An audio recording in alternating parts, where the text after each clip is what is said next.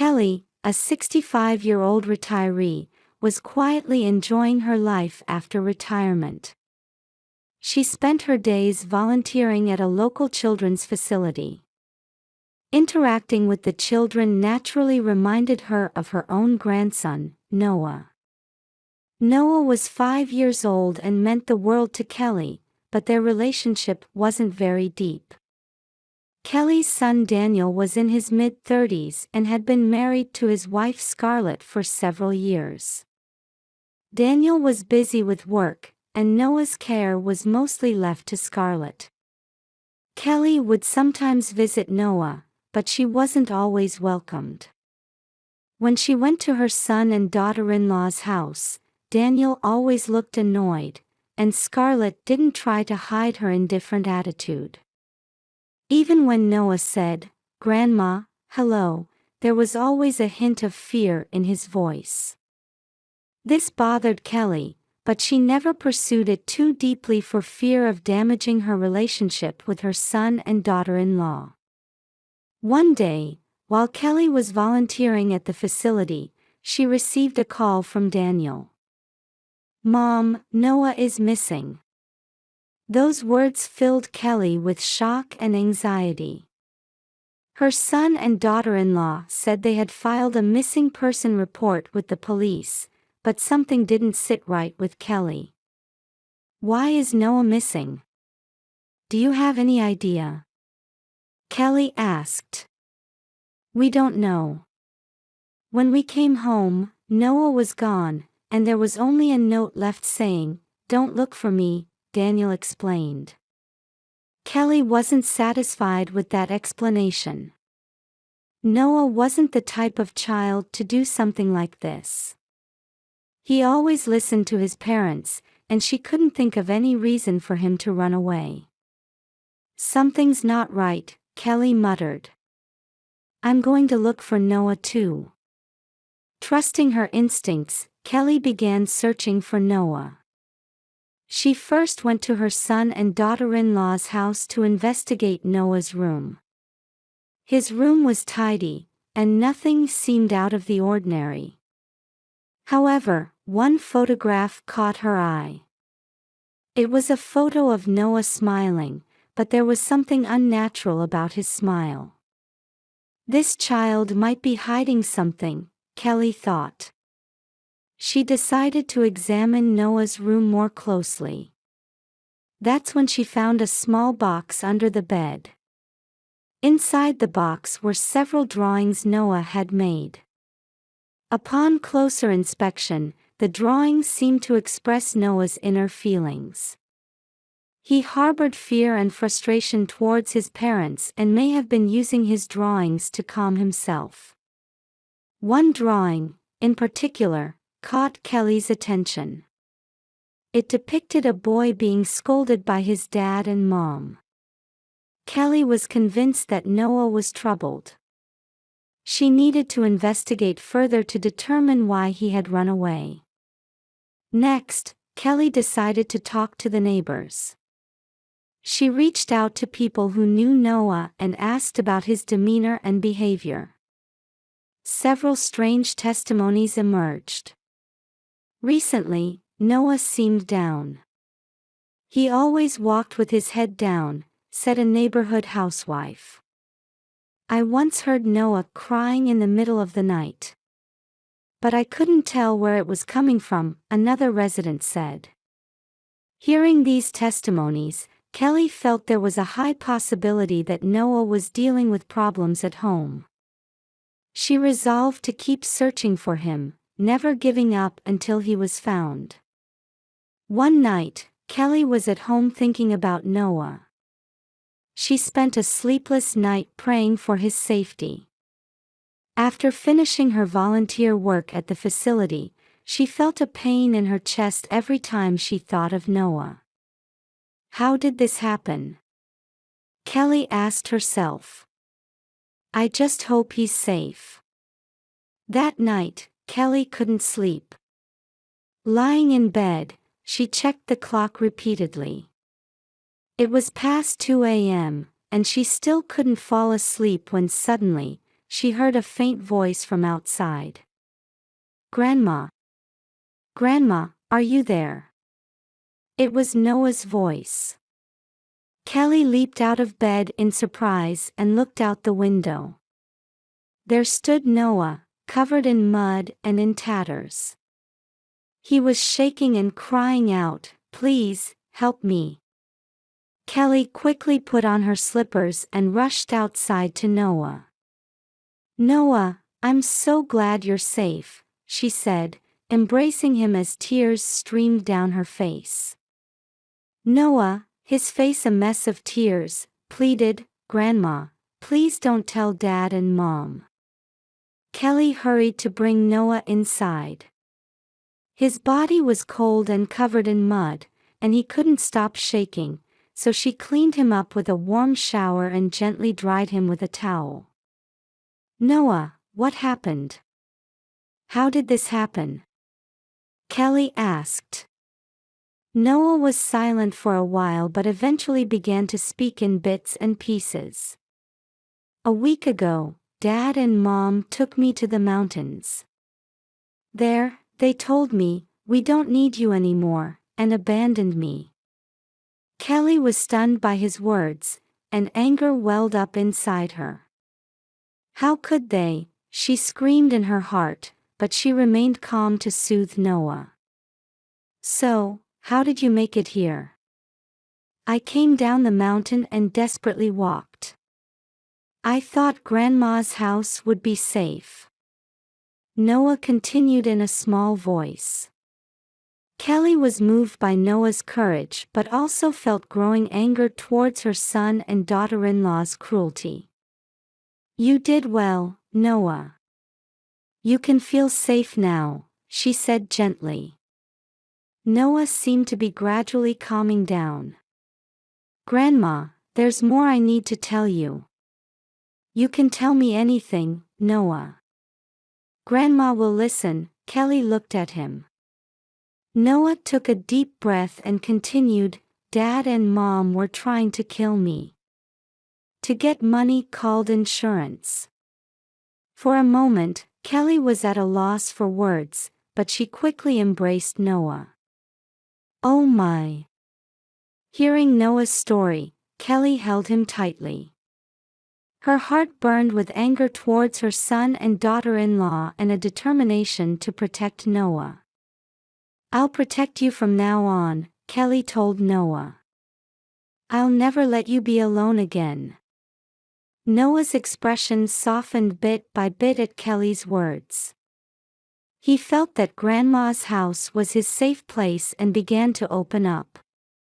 Kelly dressed Noah in pajamas and led him to bed. "Rest well here today," Kelly said, gently kissing his forehead. Noah said in a small voice, "Thank you, Grandma," and fell asleep feeling safe. After making sure Noah was asleep, Kelly sat by his side, thinking about what to do next. She decided to continue hiding Noah at home to ensure his safety. Then, the next thing to do was to gather evidence to prove her son and daughter-in-law's abuse. Kelly immediately took action to protect Noah. First, she photographed the bruises and burn marks left on Noah's body as evidence. "It might hurt a little, but bear with it," Kelly said as she captured all of Noah's injuries in the photos. Noah silently obeyed. "You did great, Noah. This will serve as evidence," Kelly said. "Next, let's go to the hospital and have a doctor examine you." Noah looked a little anxious. "What if Dad and Mom find out?" "It's okay, Grandma is with you." "I'll protect you," Kelly answered firmly. The two got in the car and headed to a nearby hospital. Upon arriving, Kelly explained the situation at the reception desk, and Noah was taken in for an examination. In the examination room, the doctor thoroughly checked Noah's body. "This is terrible." The doctor frowned. He needs immediate treatment, and we must report this to the police. Kelly nodded and explained, of course. His parents did this horrible thing to him. The doctor prepared Noah's medical report, documenting the details of his injuries. This should be enough evidence. I'll also contact the police. After leaving the hospital, Kelly stopped by a supermarket to buy Noah's favorite food to reassure him. Noah, is there anything you'd like to eat? Noah thought for a moment and replied, I want pizza. Then let's buy some pizza and go home, Kelly said with a smile. She purchased the pizza, and when they returned home, she warmed it up and served it to Noah.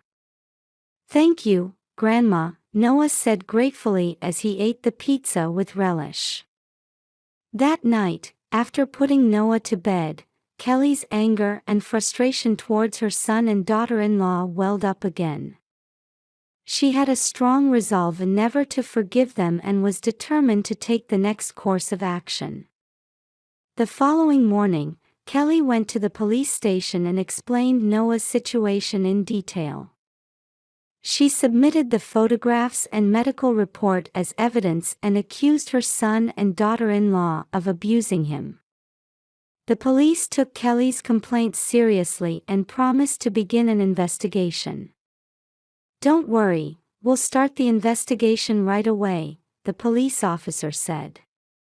We'll take protective measures to ensure Noah's safety. Kelly was somewhat reassured by those words but couldn't fully relax. She felt she couldn't let her guard down until her son and daughter-in-law faced legal consequences. Back at home, Kelly made time to play with Noah to cheer him up. She read his favorite picture books and played games with him, trying to help Noah regain his smile, even if just a little. Grandma, thank you. I feel safe when I'm at your house, Noah said with a smile. That's wonderful, Noah. Grandma is happy to have you here too, Kelly replied. Kelly made a point of respecting Noah's feelings and always being there for him so that he could feel at ease. She renewed her determination to protect him and began to devise a plan to punish her son and daughter-in-law. First, Kelly decided to gather more testimonies from the neighbors. She conducted interviews to collect as much evidence as possible of Noah's abuse. One neighbor testified, I heard Noah crying recently. But it quickly became quiet, so I thought it was strange. Another neighbor said, I heard Noah screaming in the middle of the night, but after that, I didn't see him around. Kelly took notes of these testimonies and recorded them with a voice recorder. Thank you very much. This testimony is extremely important. Kelly expressed her gratitude and rushed off to gather more evidence. At the same time, Kelly also focused on caring for Noah's emotional well-being. She made efforts in their daily life to ensure he could spend his days feeling at ease and experience even a little happiness. Noah gradually opened up and deepened his bond with Kelly. One night, Kelly was reading a picture book with Noah. He sat on her lap, happily turning the pages of the book. Grandma, I love this book, Noah smiled. That's wonderful, Noah. Grandma loves this time too, Kelly replied. After Noah fell asleep, Kelly quietly peeked into his room and gazed at his peaceful sleeping face. I will absolutely protect you, Kelly vowed in her heart. On another day, Noah said to Kelly, Grandma, I had a dream. I was playing with you in a big park. Kelly smiled and replied, That's a beautiful dream, Noah. Shall we go to a real park together next time? Yes, I want to go. Noah's eyes sparkled. Kelly and Noah supported each other as they built a new life together. One day, after sending Noah off to school, Kelly received a call from the police. The investigation into your son and daughter-in-law has progressed. We plan to make arrests soon. While relieved by the report, Kelly felt she couldn't let her guard down until her son and daughter-in-law faced legal consequences. The next day, Kelly went to her son and daughter-in-law's house with the police. She had the police wait outside while she went in to talk to her son and daughter-in-law first. When she knocked on the door, her son Daniel answered. "What do you want, Mom?" Daniel said coldly. "Daniel, I need to talk to you." "Please let me in," Kelly said with a firm attitude. Daniel opened the door, displeased. "Fine. Make it quick." Kelly entered the house and faced Daniel and Scarlett in the living room. Scarlett had her arms crossed, staring at Kelly with an unpleasant expression. "What did you come here for?" Scarlett asked sullenly. "I'm here to talk about Noah." "I know everything you've done to him," Kelly said calmly. For a moment, Scarlett looked surprised, but her expression quickly turned into a sneer. "What are you talking about? Do you have any proof?" "Of course I do. Noah's testimony, the neighbors' testimonies, and photos and a medical report of the injuries on his body." "I have it all," Kelly replied resolutely. Daniel showed signs of panic and blurted out, "That kind of evidence can be dealt with in any way." Scarlett concurred, "That's right. No one will believe we did anything to Noah. We're obviously more credible." Kelly's anger swelled, but she maintained her composure. "You tried to kill Noah. For insurance money. Do you understand how despicable that is?" "Despicable? Don't make me laugh. We wouldn't be inconvenienced if that child was gone," Scarlett sneered. "That's right. If Noah disappeared, we'd have more freedom," Daniel said cruelly. Kelly was at a loss for words at their statements, and her anger reached its peak. "Do you even have human hearts?" At that moment, police officers entered the room. "Daniel Miller, Scarlett Miller, you're under arrest for child abuse and attempted murder." Daniel and Scarlett were stunned and shouted, "Police! This can't be real. What you've done is absolutely unforgivable. To protect Noah, you must face legal consequences," Kelly said resolutely. Daniel's anger was evident as he shouted, "There's no way we'll be arrested for this. We're innocent." Scarlett also desperately claimed, "This is some kind of mistake. We didn't do anything like that." However, the police officers calmly took them into custody. Kelly expressed her gratitude to the police officers, saying, "Thank you very much. Now Noah is safe." The police officer nodded and said, "Your courage and determination saved Noah. He can now live safely." Kelly immediately returned to Noah. He still looked frightened, but he smiled with relief when he saw Kelly's face. "Grandma, what happened?" Noah asked anxiously. "It's all right now, Noah. Your dad and mom can't hurt you anymore. So you can feel safe," Kelly answered gently. With tears in his eyes, Noah asked, "Really? I don't have to be afraid anymore?" "Yes, you don't have to be afraid anymore. Grandma will always protect you," Kelly hugged him. Noah found solace in Kelly's embrace and cried. Thank you, Grandma. Thank you so much.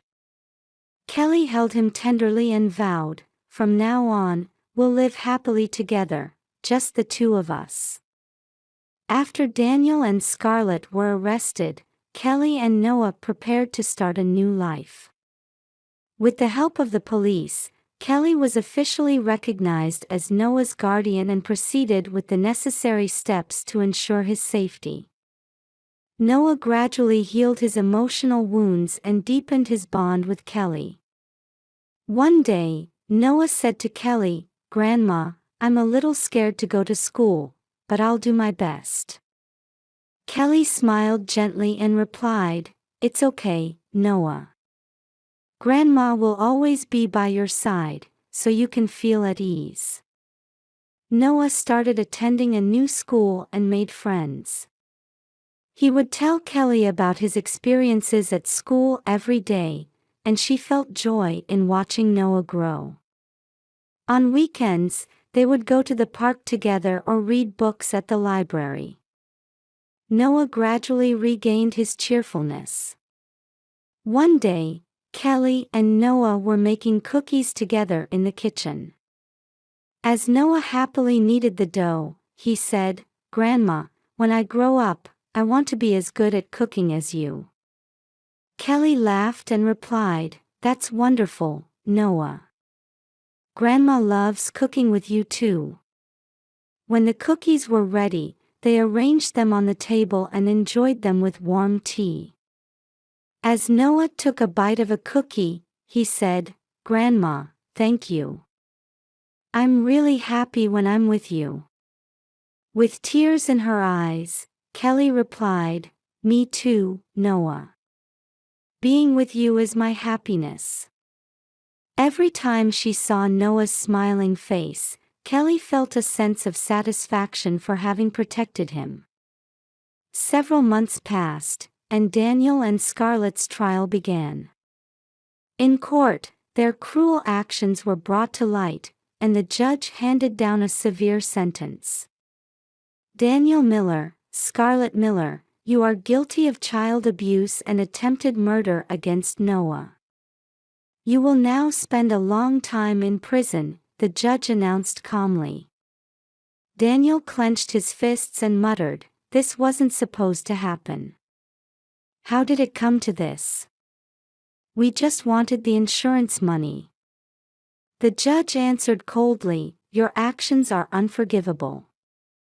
Endangering Noah's life is absolutely unacceptable." Scarlett broke down in tears and pleaded, "But we loved him. How did it come to this?" The judge shook his head quietly. "It was you who took actions that cannot be explained by the word love. For Noah's sake, you must reflect on your actions." Scarlett whispered through her tears, "Noah, I'm sorry." Kelly and Noah left the courtroom and took a step towards building a new life.